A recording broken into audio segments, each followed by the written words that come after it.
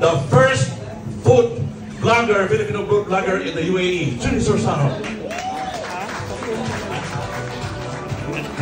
Alright, good evening everyone. Yan mukhang after kumain, inaantok na lahat. But anyway guys, ayan, like Kuya Rico said, I started vlogging 2009. So alam niya, like ilang mga vloggers na nandito, Master Kabataan, si Jeff, yan, at marami pang ibang mga nagko-content creator. I was very lucky enough during that time na hindi pa part ng media in the community ang mga vloggers. So I started the movement na mag-train ng mga Filipino that wanted to start vlogging. So from there on, nagiging part na ng media group to whatever event ang mga vloggers. At ngayon, sobrang dami na nila. Kaya palakpakan natin yung mga vloggers. Okay, and given the opportunity then to work with different brands, lalo na dito sa UAE, I was become really involved with marketing. Okay, actually I'm a computer science graduate, pero hindi ko alam, Dubai, dinala ako into marketing world. And it's really interesting, stressful, correct mga business owners? Stressful ang marketing? Ayan, kasi syempre now, no, may competition, parang traditional marketing or social media marketing. Correct? Kasi ngayon kapag hindi active ang social media marketing mo, parang teka lang, you are not so visible compared to your competitors. Correct? And I just hope lang na walang chance yung ating presentation kasi may mga magagandang picture ako doon. Okay, anyway, habang hindi pa ready, currently kasi, tayo mga business owners, ayan, ang dami na po no, na nagbubukas ng mga businesses ng mga Filipino.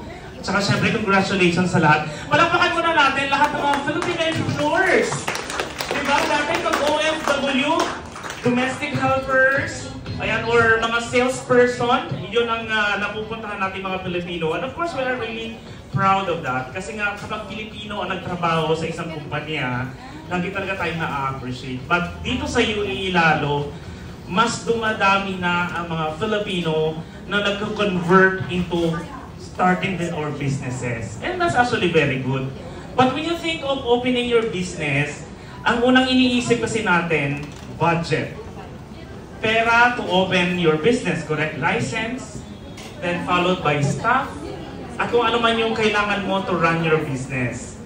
Pero po, unfortunately, ayan, gusto ko na malaman sa mga business owners, ayan, sino sa inyo dito yung kayo mismo personally nagpapatakbo ng inyong social media? Taas niyo yung kamay.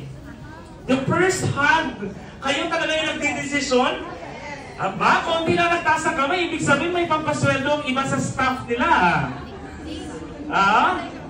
Diba? Sino naman sa inyo yung meron kayong in-house staff to take care of your social media? Raise your hands, guys. Okay, kasi magkaibang storya to, no? If you are personally running your ads or creating your contents, di ba, on social media. So yun yung pag-uusapan natin. Social media, number one po is content creation. Correct? It will start from content creation. So, saan manggagaling yung ideas?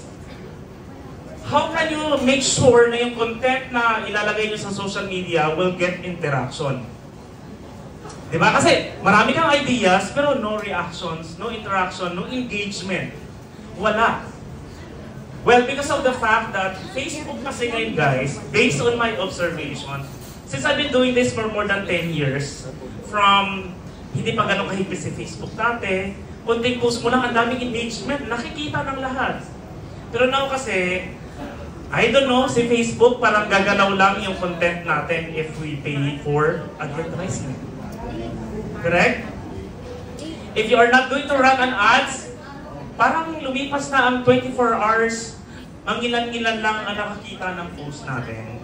So wala tayong choice. As business owners, we have to adjust. Wala po tayong magagawa if your content creators, yung mga in-house staff nyo, may mga organic posting sila pero walang engagement. Do not blame them right away. Reason for that is because, guys, ano kasi, sa social media, tina-target ni Facebook yung mga profile natin based on our interest. If, let's say, today, ang interaction mo is mga furnitures dahil maglilipat ka ng office or ng bahay.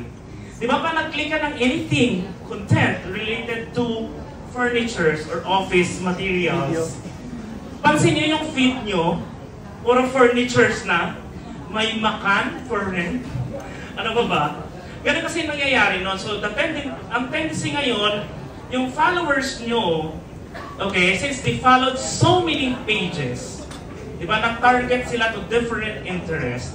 Pagdating sa kanilang timeline, okay, maaari yung isang page nyo, yung business nyo, which is not, hindi yun yung kanyang point of interest that time, hindi makikita yun ng audience.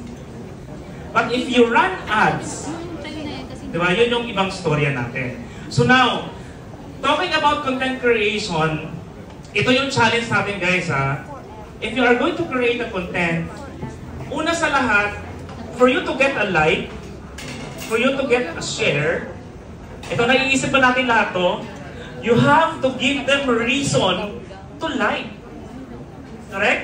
Kasi kunyari, let's say, oh, may bago kang product, let's say let's say meron kang bagong milk tea. Pinost mo na yung picture, nothing in there. Normally po, bihira ang nagbabasa ng caption.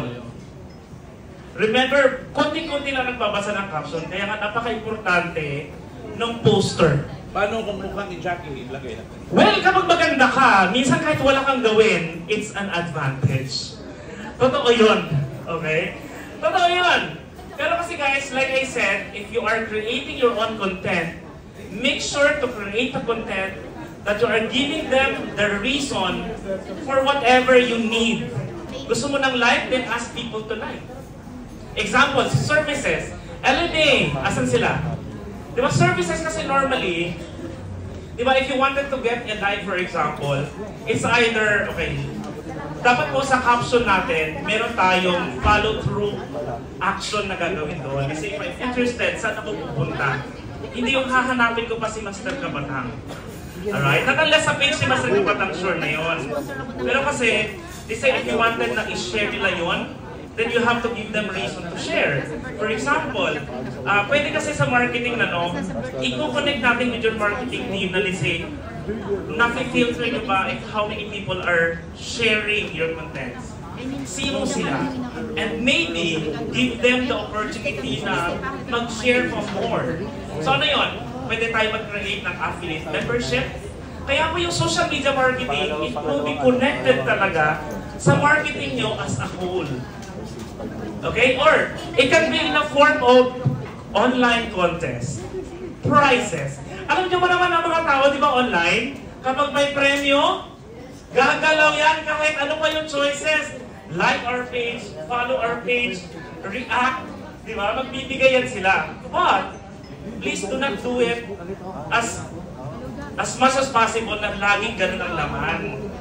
Huwag laging pa-contest din. Kasi mauubos naman yung budget nyo sa prizes. Correct? So I suggest po if you're running an ads or a campaign, like a promotion, gawin natin mas long term. Yun yung sikreto doon. Para hindi every week nag-run ka ng promotion or pa-contest. Make it long term. Gawin mong 1 month, 2 months, 3 months. So yung budget mo supposedly for 1 month, ito ipunin mo na lang siya, ito 3 months budget, mas malaki na yung price na pwede naghihintay sa kanila. Okay? Ayan. Okay, may pag-asa pa ba or wala na? Anyway guys, next is, as after sa content, next po ay we have to run an ads. Sino sa inyo ang nagra-run ng ads nyo? Personally, ayan, na si Joel nagra-run na ng ads. Sino pa? Si Madam Wafa? Anong name nyo, Madam? Yan, si Miss Marty nagra-run siya ng ads. Okay, ano tong style ng ads na ginagawa nyo? Is it boosting ba or nagme-meta kayo? Boosting and then nagme-meta na.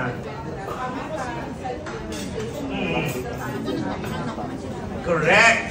Okay. So guys, ito ha, sa mga company owners, mas prefer po na mag-run tayo ng ads using Meta Business. Okay, kasi doon nakukuha nyo yung inyong measurements. Okay, kung ilan yung nag-message, ilan yung na-replyan nyo. Kasi sometimes, if you are running an ads on social media, maring maganda yung campaign, ang daming engagement. Pero guys, lagi connected siya with your sales staff. It can be a very good campaign, pero baka mamaya yung team nyo na nag-reply, walang ganang sumagot. So guys, ang sales is a combination or a combined effort ng sales team nyo and then ng marketing team. Diba kasi nandun na may inquiries na Diba? So you have also to take good care of your sales team. Kung gaano sila kagaling mag-convert doon. Kasi minsan, lalo na ako na may mga clients ako before, na parang ang ganda naman ng run ng ads namin, pero dahil walang sales, nasisisi kami. Okay, kasi nga, wala namang result Wala daw ROI.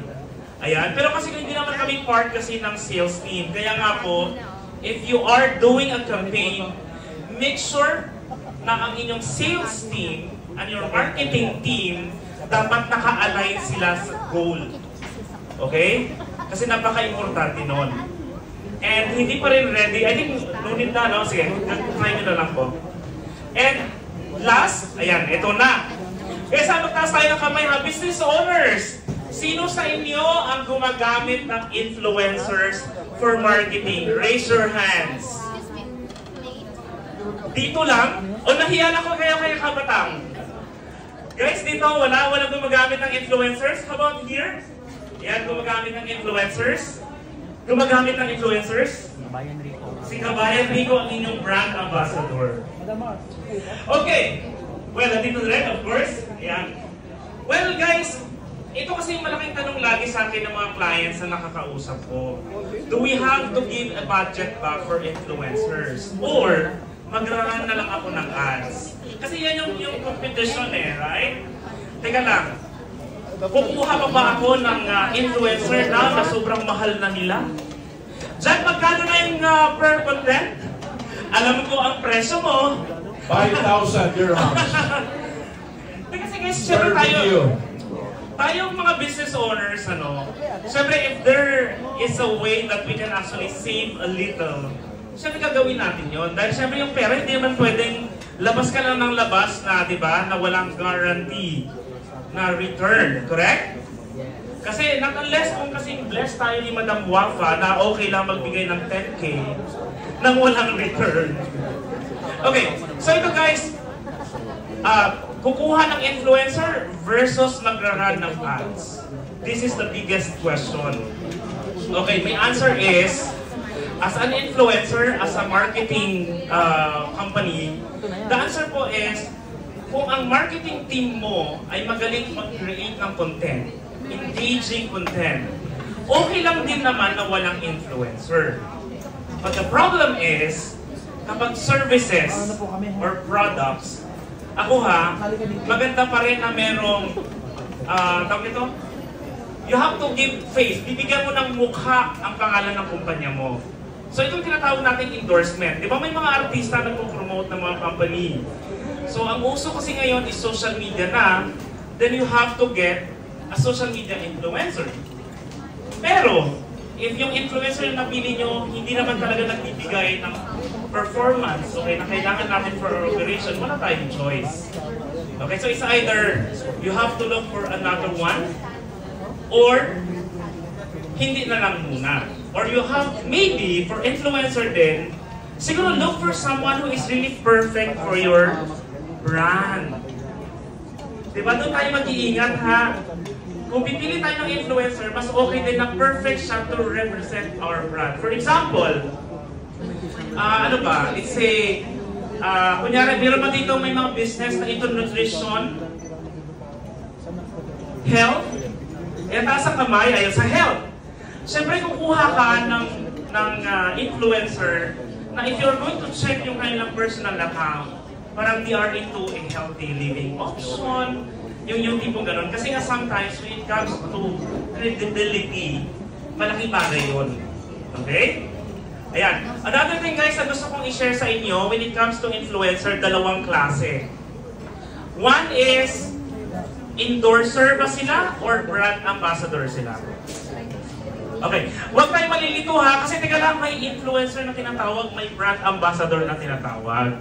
Okay, paano ba masasabi natin? For example, si Jeff, kinuha mo.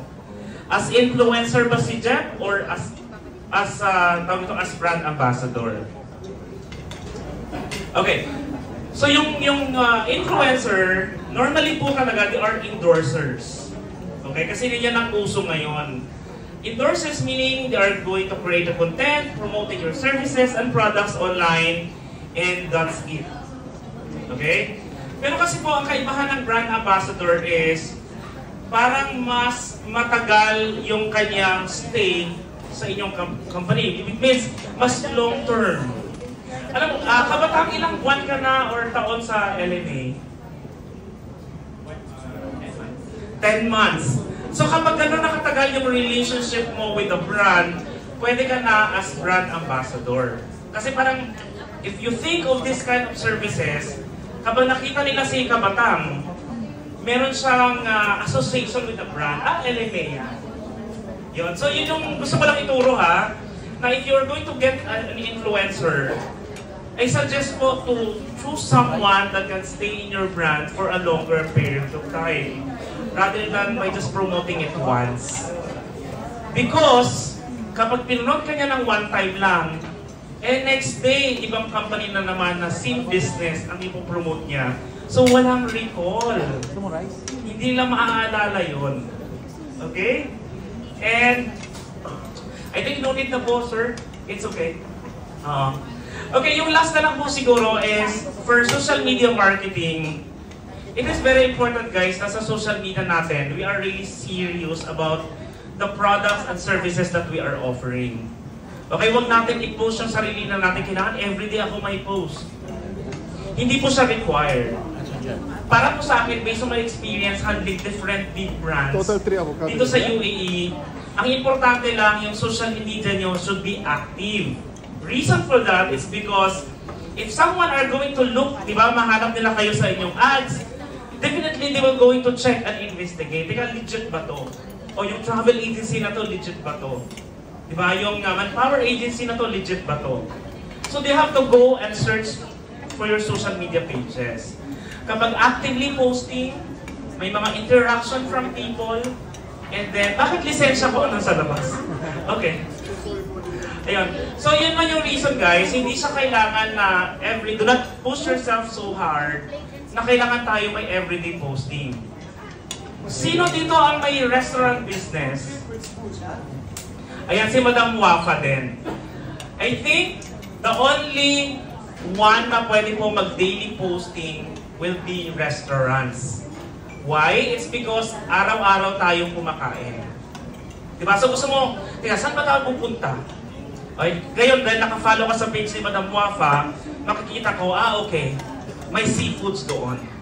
Pero kapag, let's say, slimming or, ano yung product nila, sir? SPC 30. Ayan. I think po, no, may mga businesses na ang kailangan nyo gawin is just actively posting online, pero better to run an ads and target the right market.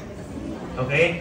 Pero po, if you are considering about marketing as a whole, do not just focus sa social media. Kailangan po may community involvement pa rin tayo. Be visible online. Connect with other brands. Diba? Importante yun, lalo na po sa mga newly open business. Example, meron akong business. Ay, Kuya Rico, nandiyan ko sa team. Parang dito nag-stay. Okay. Guys, sa mga bagong bukas na kumpanya, it is very good to collaborate with other brands as well. Kasi di ba bago ka pa lang, so, let's say, connect yourself. Let's say po, yung business ko is, example lang to I have a perfume business. Small time pa lang ako. What I can do is, I can contact Kuya Rico from LBC and maybe magkaroon tayo ng promotions or campaign together. Okay? So, that's collaboration. So, nagbumukha kayong malaki because you are connected with so many other companies na hindi nyo direct competitors. Alright? So, yun yung ano natin. So, baka pwedeng ilipat na lang yan. Okay na yan. So, ito po yung business na meron ako now. Since I started vlogging, I understand the need of the business owners. I also understand the power of how influencers can help you with your business. Kaya meron po akong Pinoy Pro International, wherein we are really helping brands, Filipino, usually po, I'm really supporting Filipino businesses. So, yun yung reason kung bakit hindi ako ganun ka-active on creating vlogs. It's because I am focused more on behind the scene. Okay? Kapag kukuha ka ng vlogger, we are the one coordinating with the vlogger na na-execute niya yung tamang trabaho niya as a content creator. Kasi po, for influencers na lang, do not change yung way niya of making or creating their contents.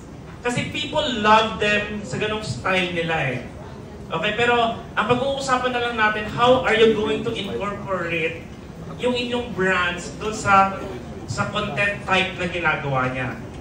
Like si Jeff kasi comedian eh. Pero model ka dati, di ba Jeff? Ayan. So comedy kasi, and everybody loves comedy.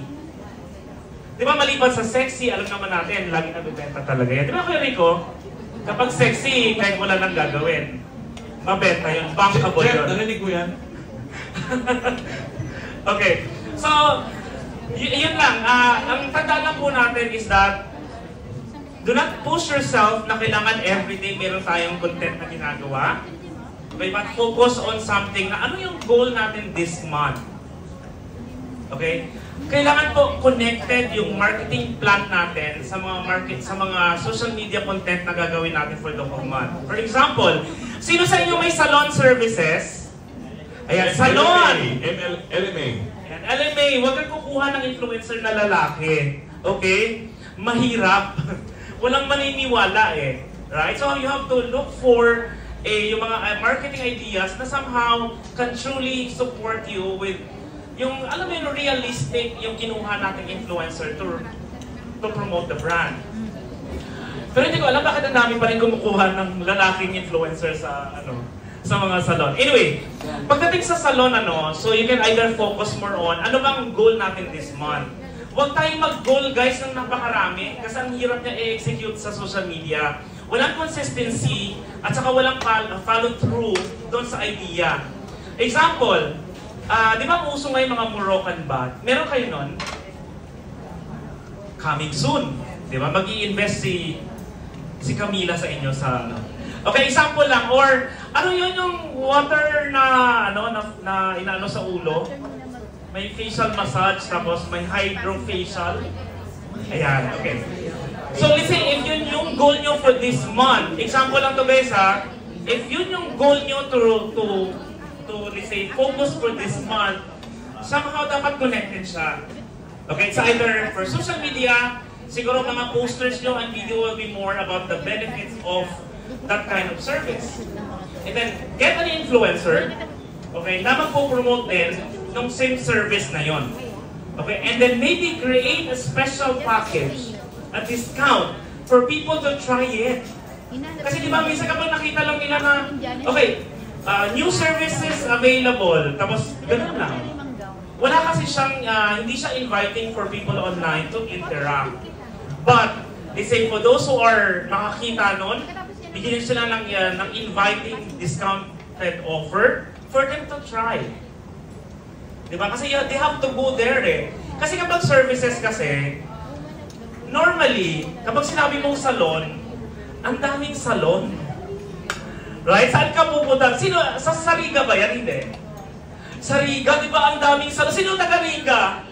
Tingin ko ba yung 100 ang salon sa Riga? Ang dami, right? Yun yung natin. Ngayon, you have to give them reason to visit your new salon company and try your services. Kasi at the end of the day, di ba, ang magiging basihan ng mga clients to come back is yung service na naibigay nyo sa kanila. At tayong mga Pilipino, this is our behavior. Sa totoo lang, mukha lang akala nila, ang Pinoy walang pera. Pero wag ka. Di ba? Ang Pinoy, for as long as they are satisfied with the food, with the service, with the product na meron kayo, babalik at magre-recommend pa ang mga Pilipino. Okay? Ayan. Okay, so I think that's all for now. I hope guys na sa lahat po ng mga entrepreneurs na nandito, ayan, huwag natin kalimutan, okay, na nagpa-budget po tayo. Please, do not forget ang marketing budget natin. You have to have a fixed marketing budget for social media. Isama nyo yan. Kasi nga po, that will be your window para mas marami pa yung ma-reach nyo ng audience. Mas marami pang maka-discover ng mga product and services na meron kayo. And at the same time, diba, that also be your window for them to see kung gaano kaganda or ka-effective, diba, or ka-smooth ng process ng services na ino-offer nyo sa kanila. Okay, so again po, sa lahat ng mga business owners na nandito, again, congratulations at magpakayaman tayo, lalo na next year, kasi nga pa year-end na. Okay? I wish na lahat ng mga businesses magiging successful, makapag-hire pa ng mas maraming Pilipino to work in your company, at saka syempre, mababago na ang OFW. Diba? Magiging OF na siya. Diba? At least, tulungan natin na mabago ang history ng mga Pinoy sa abroad, na sana dito sa UAE, mas marami ng mga entrepreneurs. Kasi ang business, hindi siya ito just one location. Diba? Kasi pwede ka mag-offer ng business service mo na it can be outside UAE.